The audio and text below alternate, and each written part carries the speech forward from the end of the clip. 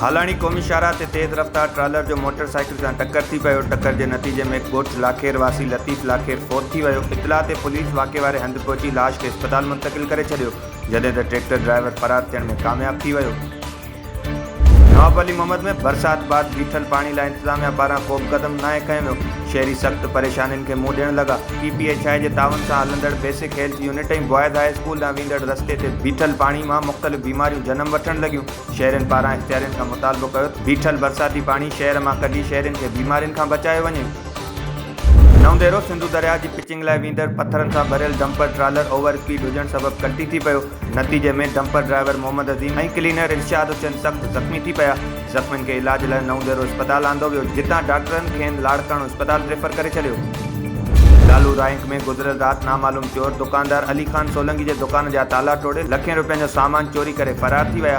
चोरी धाड़े ऐं बदमनी ख़िलाफ़ दुकानदार नियाज़ हुसैन वक़ू शराफ़त चांडियो ऐं ॿियनि जी अॻुवाणी में एहतिजाजी मुज़ाहिरो कयो वियो।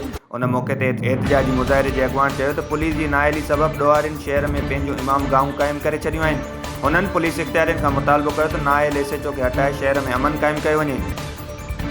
शहदाद कोट में कानून नाफ़िज़ कंदड़ इदारे पारां सिंध बलोचिस्तान कच्चे पुल भरिसां कार्रवाई कई वई आहे। कार्रवाई दौरान ईरानी पेट्रोल स्मगल कंदड़ ॿिनि गाॾियुनि समेत हिकु ट्रैक्टर खे तेवील में वठंदे टिनी ड्राइवरनि खे गिरफ़्तार कयो वियो आहे।